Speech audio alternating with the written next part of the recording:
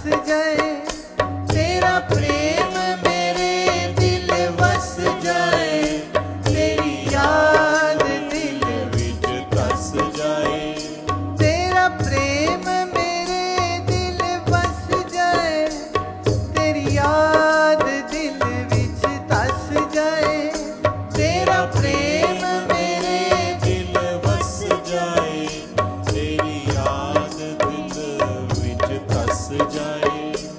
लूं लूं तेरा नाम उच्चारे, लूं लूं तेरा नाम उच्चारे, मैं हर वेले मंगा, मैं सतगुर तेरे कोलों, मैं दाता तेरे कोलों, एक नाम पदारथ मंगा, मैं सतगुर तेरे कोलों, मैं दाता तेरे कोलों, एक नाम पदारथ मंगा, मैं जोगन बन के तेरी, मैं दासी बन के तेरी, मैं जोगन बन के तेरी, मैं दासी बन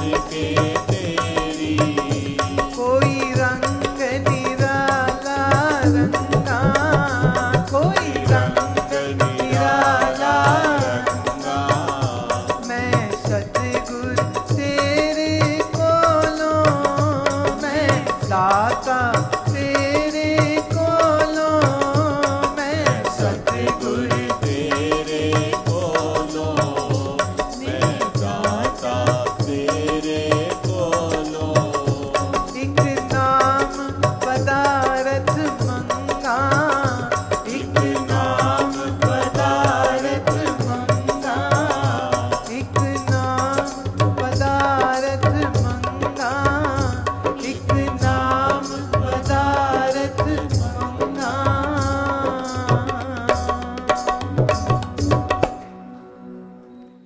वाह। श्रीमद् भागवत में और विष्णु पुराण में ये बात आती है कि जब प्रहलाद जी के सन्मुख नरसिंह भगवान ने अपना दर्शन दिया, हिरण्यकश्यप को मारा, उसकी शर्त थी जो वो पूरी कर दी। उसने तप करके ये वरदान मांगा था, न दिन में मरूं, न रात में, न घर में, न बाहर, न अस्त्र से, न शस्त्र से, न मनुष्य से, न जानवर से, न देवता से, न असुर से। माने उसने जितनी शर्तें कही वो सारी शर्तें कहते हैं ब्रह्मा जी ने मान ली। ब्रह्मा मतलब द क्रिएटर, जिससे सब कुछ हुआ। अब ये जो कथा है, ये कथा इस बात को संकेत देती है कि जो भी इस पृथ्वी पर जन्मा है अथवा इस ब्रह्मांड में जन्मा है, उसकी मृत्यु निश्चित होगी। अब एक बहुत एग्जैजरेटेड, अतिशोक्ति वाली सिचुएशन को पुराण कहता है कि एक आदमी इतना तप करे, इतना तप करे और वरदान ले ले अपने ही कर्ता से कि मैं मरूं नहीं, मेरे को मृत्यु छू ना पाए कभी।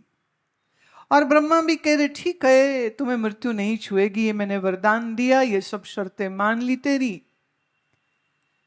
लेकिन सत्य क्या है? सत्य ये है कि वो फिर भी मरा, राइट? जिंदा तो नहीं बचा। तो ख्याल रखिएगा, हिरण्यकश्यप जिसने तपस्या करके ब्रह्मा से वरदान लिया, जब वो जिंदा नहीं बचा तो आप तो हिरण्यकश्यप भी नहीं हो, है? और आपने कोई तपस्या भी नहीं की है और आपने कोई शक्ति भी प्राप्त नहीं करी है। कोई है? करते कुछ नहीं।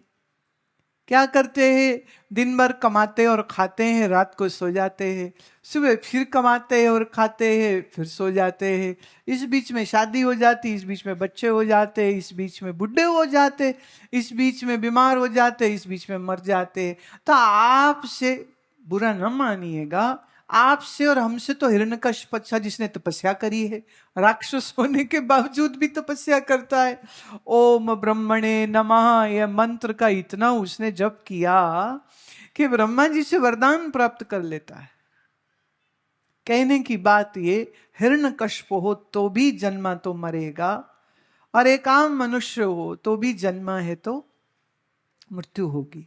तो पहली बात तो यह है कि मृत्यु से डरना नहीं चाहिए। वैसे ना आमतौर पर लोग मौत के बारे में सोचते भी कहाँ हैं। हम तो सब लोग ऐसे जीते हैं जैसे कभी नहीं मरने वाले। पर विचार करके देखिए तो, और थोड़ा विवेक से देखेंगे तो ये बात समझ लग जाएगी, यह सब कुछ टेम्परेरी है, परमानेंट कुछ नहीं। जैसे 5-6 दिन पहले ये पंडाल इस ग्राउंड में था, बोलो है? नहीं था। फिर ये पंडाल बन गया, ये सुंदर टेंट खड़ा हो गया, ज्ञान की यज्ञशाला बन गई, 2 दिन और रहेगा। और फिर जैसे स्टेप बाय स्टेप बना था, फिर ऐसे ही स्टेप बाय स्टेप डिसमेंटल हो जाएगा। जमीन पहले भी खाली थी, जमीन अब भी खाली रहेगी। तो बीच में थोड़ी देर के लिए ये रौनक मिला है। कल जब मैं यहां से बाहर निकली तो सब सत्संगी भी बाहर आ रहे थे, और चूंकि यही रोड से निकलना पड़ता है तो मेरे को बड़ा आनंद हो रहा था। मैंने कहा लोग नहीं तो ना, कल भी मैं बात कर रही थी कि मॉल में भीड़ होती है, वाइन एंड बियर शॉप के बाहर बड़ी भीड़ होती है, कहीं सेल लग जाए तो वहां भी भीड़ होती है। लेकिन ये सब जो है, ये इतने सारे जो लोग निकल रहे हैं, ये कोई दुनिया की बात करने को, कोई खरीदारी करने को, कोई सैर पटाखा करने को नहीं आए थे। ये दुनिया के सब कामकाज, दुकान, घर सब छोड़ करके सत्संग सुनने, भक्ति, ज्ञान, विवेक और योग को प्राप्त करने की इच्छा के साथ आप आए। तो मैं ये निश्चित कह सकती हूं, आपसे बड़ा सौभाग्यशाली इस समय और कौन होगा। आप सब बहुत भाग्यशाली है, बहुत पुण्यवान है कि सत्संग श्रवण करने की इच्छा लेकर के आप यहां तक पहुंचे। लेकिन प्राय अधिकतर क्या है, हम लोगों की जो इन्वॉल्वमेंट है संसार में जितनी भी, वो सारा समय यही, एक तो ये जो पापी पेट है ना, ये तो कभी भरता नहीं है। इधर इसे भरो, दाल मखनी, भटूरे, छोले, रसगुल्ले, कुछ भी डाल लो अंदर। हाँ, 8 घंटे के बाद कहता है, 6 घंटे के बाद कहता है अच्छा अब फिर दो, अच्छा अब फिर खाने को कुछ दो। रात को खा के सोते हो, सुबह उठते ही फिर मांगता है, फिर कुछ दो, फिर भरो, फिर खाली, फिर भरो। क्या माया चल रही है ना। भरो तो ये खाली, वैसे खाली नहीं हो तो भी समस्या है, लेकिन समय पे खाली हो जाए तो बहुत अच्छी बात है। लेकिन हम इतना खाते हैं, इतना खाते हैं, इतना खाते हैं, और चूंकि ज्यादा खाते हैं इसीलिए कब्ज की शिकायत हो जाती है। क्योंकि भोजन कितना खाइए, आधा पेट भोजन खाइए, 1/4 जल के लिए जगह रखिए, भोजन खाने के 1 घंटा बाद पानी पीजिए, और 1/4 जगह हवा के लिए भी तो थोड़ी जगह छोड़ो ना, कि सांस भी लेने को थोड़ा पेट में जगह होनी चाहिए। कि आपका फेफड़ा फैल ही नहीं सकता है, इतना पेट भर लो। इसलिए आयुर्वेद ये कहता है कि हमेशा आधा पेट भोजन खाइए। माने आप 3 रोटी खा सकते हो तो 1.5 ही खाइए, 2 खाते हैं तो 1 ही खाइए।